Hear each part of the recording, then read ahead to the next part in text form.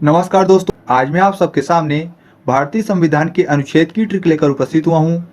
इससे पहले मैंने 1 से लेकर 70 तक के सभी अनुच्छेदों को ट्रिक के माध्यम से याद करवा दिए हैं। अगर आप उन वीडियो को देखना चाहते हैं तो मैंने इस वीडियो के डिस्क्रिप्शन में उसकी लिंक दे रखी है, आप वहाँ से उन वीडियो को भी देख सकते हैं। वीडियो शुरू करने से पहले मैं आपसे आग्रह करूँगा कि वीडियो को अंत तक देखिए, अच्छा लगे तो लाइक करिए और अगर आपने अभी तक मेरे चैनल को सब्सक्राइब नहीं किया है तो सब्सक्राइब करके बेल आइकन जरूर दबा लीजिए, जिससे आपको आगे आने वाली वीडियो का नोटिफिकेशन मिल सके।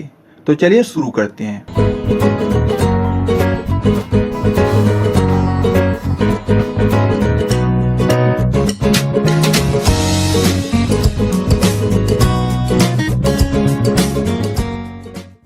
पहला है अनुच्छेद 71, जिसमें वर्णन है राष्ट्रपति और उपराष्ट्रपति के निर्वाचन संबंधी विषय का।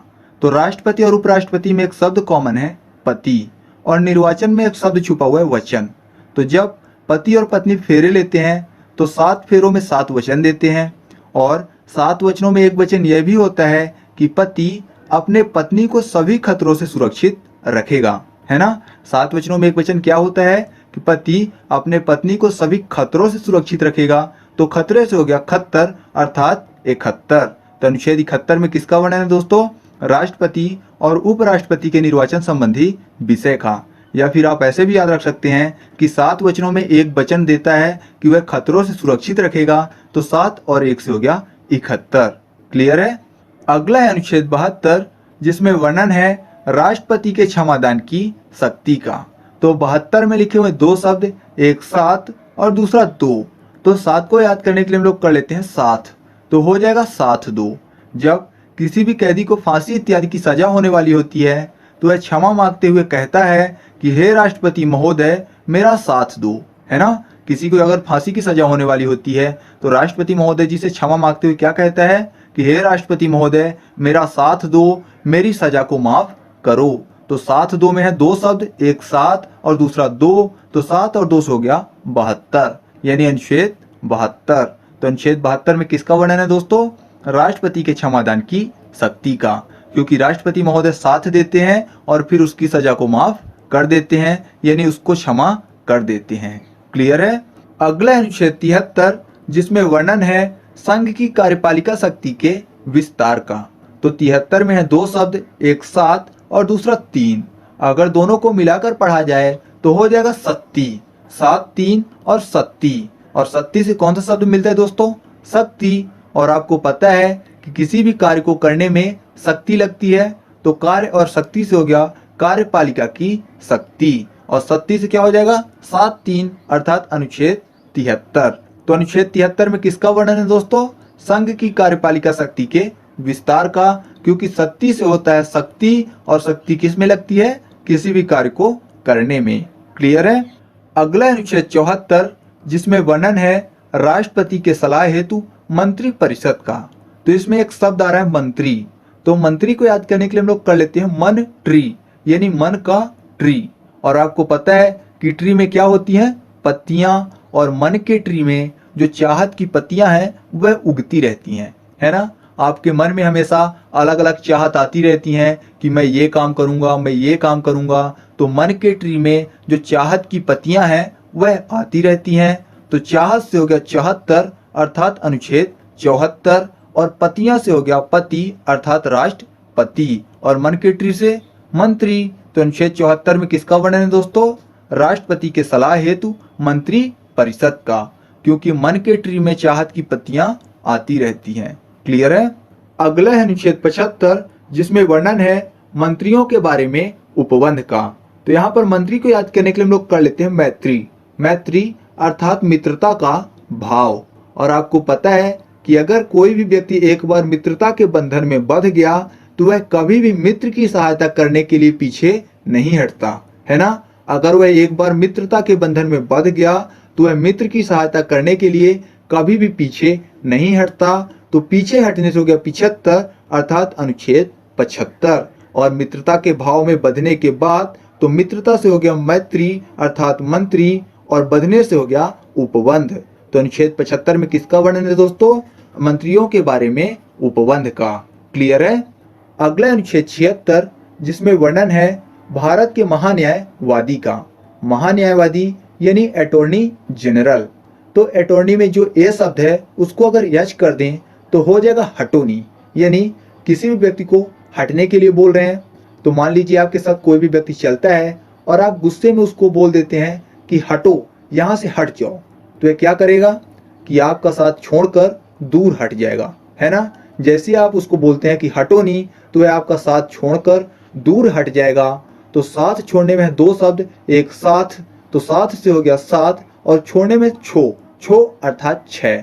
तो 7 और 6 मिलके हो गया अनुच्छेद 76। तो अनुच्छेद 76 में किसका वर्णन है दोस्तों? अटॉर्नी जनरल का, यानी भारत के महान्यायवादी का।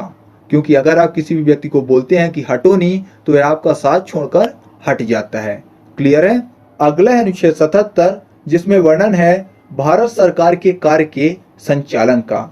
तो 77 में है दो शब्द, एक साथ और दूसरा भी साथ। तो साथ और साथ दोनों को अगर साथ में पढ़ें तो हो जाएगा सतत। साथ साथ सतत। सतत मतलब होता है निरंतर। और आपको पता है कि जो भारत सरकार का कार्य है या कि जो सरकार का कार्य है वह निरंतर चलता रहता है ना। अगर आप घर की बात करें तो आपके घर में कोई भी काम निरंतर नहीं चलता रहता। रात को आप सो जाते हो, पढ़ते भी नहीं हो, तो ऐसा बोल सकते हैं कि आपका काम जो है वह निरंतर नहीं चलता रहता। लेकिन जो भारत सरकार का कार्य है वह निरंतर चलता रहता है, क्योंकि कहीं ना कहीं किसी न किसी जगह पे, या आप पुलिस की बात करें या कि आप आर्मी की बात करें, तो वह कार्य में लगे रहते हैं। तो ऐसा कह सकते हैं कि भारत सरकार का कार्य सतत चलता रहता है। तो सतत यानी दो साथ अर्थात 77। तो अनुच्छेद 77 में किसका वर्णन है दोस्तों?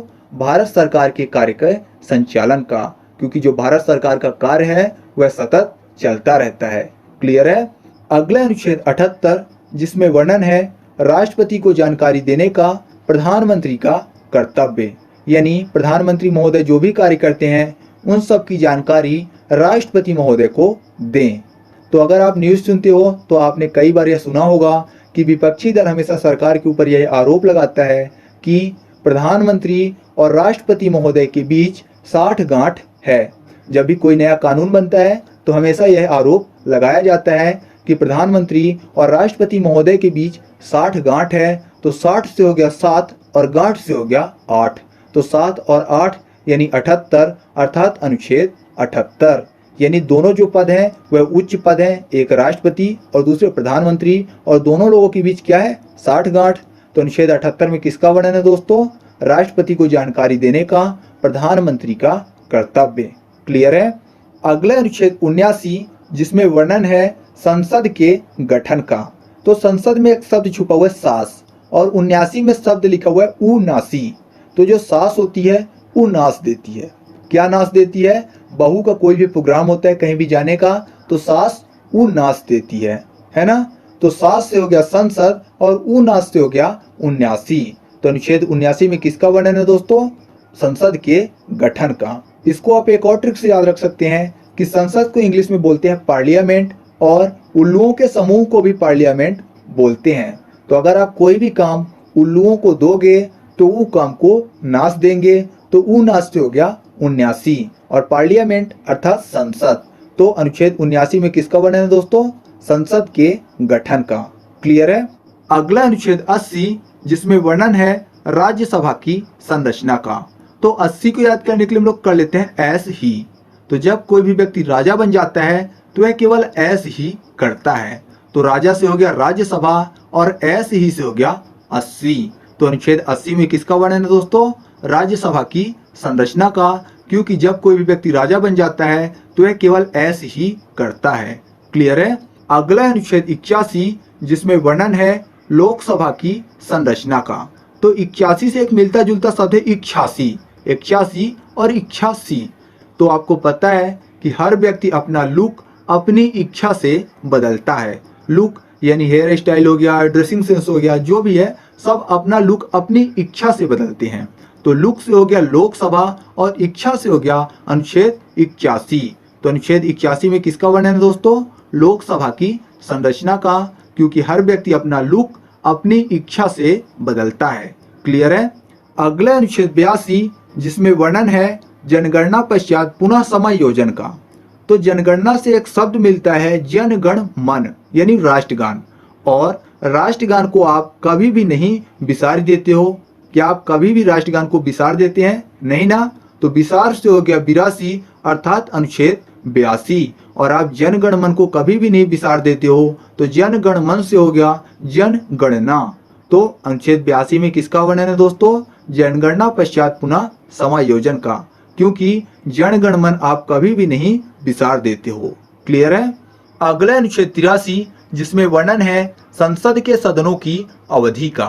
तो संसद में एक शब्द छुपा हुआ है सांस, और अवधि में शब्द लिखा हुआ है वध। वध का मतलब होता है किसी भी व्यक्ति का अंत करना।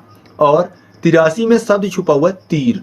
तो जब आप किसी भी व्यक्ति को तीर मारते हो तो उसका वध हो जाता है और जो उसकी सांसें हैं वह रुक जाती हैं, है ना। अगर कोई भी व्यक्ति किसी को तीर मारता है तो क्या होता है कि वध हो जाता है और सांसें रुक जाती हैं। तो सांस से हो गया संसद और वध से हो गया अवधि। तो हो गया संसद के सदनों की अवधि। और तीर से 83, तो अनुच्छेद 83 में किसका वर्णन है दोस्तों? संसद के सदनों की अवधि का। क्लियर है? अगला है अनुच्छेद 84 जिसमें वर्णित है संसद के सदस्यों की अहर्ताएं। तो अहर्ताओं में शब्द लिखा हुआ है हारता, और संसद में शब्द छुपा हुआ है सांस, यानी सांस से हारता व्यक्ति। और 84 से मुझे एक शब्द याद आता है ब्रज की 84 कोस की परिक्रमा।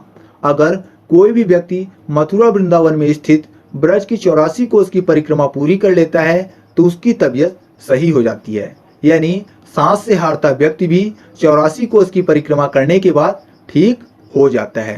तो 84 से हो गया अनुच्छेद 84, और सांस से हारता, तो सांस और हारता से हो गया संसद के सदस्यों की अहर्ताएं। तो अनुच्छेद 84 में किसका वर्णन दोस्तों? संसद के सदस्यों की अहर्ताओं का, क्योंकि ब्रज के 84 कोस की परिक्रमा करने के बाद सांस से हारता हुआ व्यक्ति भी ठीक हो जाता है। लास्ट है अनुच्छेद 85 जिसमें वर्णन है संसद के विघटन यानी 17 वसान का। तो 85 को याद करने के लिए हम लोग कर लेते हैं पिशाच सी, भूत पिशाच वाला पिशाच। तो पिशाच सी, सी का मतलब होता है देखना। जब कोई भी व्यक्ति पिशाच को सी करता है तो उसकी जो सांसें हैं वह घट जाती हैं, है ना। या कि कभी कभी ऐसा होता है कि सदमे में उसकी मृत्यु भी हो जाती है, यानी वह समाप्त हो जाता है।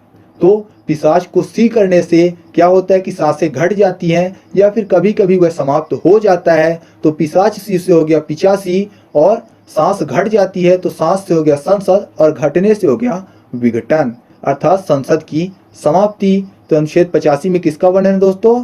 संसद के विघटन का अर्थात 17 वसान का। तो इस तरह से हम लोगों ने इस वीडियो में अनुच्छेद 71 से लेकर 85 तक के सभी अनुच्छेदों को ट्रिक के माध्यम से याद किए। अगर वीडियो अच्छा लगा तो प्लीज़ वीडियो को लाइक करें और दोस्तों के साथ भी शेयर करें। और अगर आपने अभी तक मेरे चैनल को सब्सक्राइब नहीं किया है तो सब्सक्राइब करके बेल आइकन जरूर दबा लीजिए, जिससे जब भी मैं वीडियो अपलोड करूं तो आपको नोटिफिकेशन मिल सके। तो चलिए मिलते हैं अगले वीडियो में, तब तक के लिए धन्यवाद।